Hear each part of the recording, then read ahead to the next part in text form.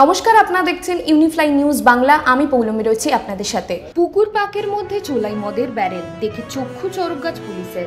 আবগারি বিভাগের কর্তারা গোপন সূত্রে খবর পায় গঙ্গাসাগরের মহেন্দ্রগঞ্জ এলাকায় বেশ কিছুদিন ধরে বেশ কিছু অসাধু ব্যবসায়ী এলাকায় চোলাই মদের ব্যবসা খুলে বসেছেন। আর এই গোপন সূত্রে খবর পাওয়ার পরই আবগারি বিভাগ ও পুলিশ হানা দেয় ওই এলাকায়। তল্লাশি চালিয়ে স্থানীয় একটি পুকুরের পাকের মধ্যে থেকে ব্যারেল চোলাই মদ উদ্ধার করে পুলিশ।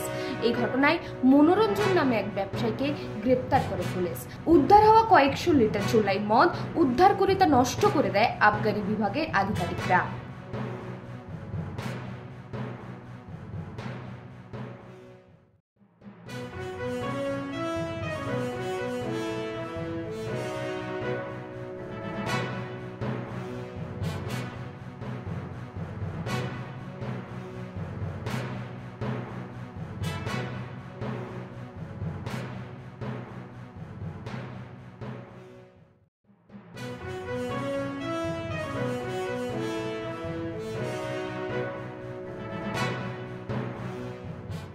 কারণ হচ্ছে অবৈধভাবে চোলাই মদ বিক্রি করেছিল, যেটা সরকার থেকে সম্পূর্ণ নিষিদ্ধ।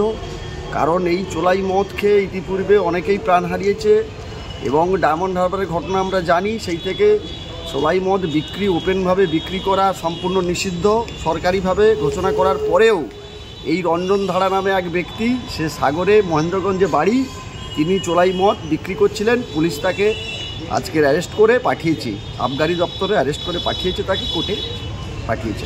কী কী ধারায় মামলা রুজু হয়েছে? 46A, এই হচ্ছে বেঙ্গল এক্সারসাইজ অ্যাক্ট, এই ধারায় মামলাটা শুরু হয়েছে। সঙ্গে থাকুন, দেখতে থাকুন ইউনিফ্লাই নিউজ বাংলা।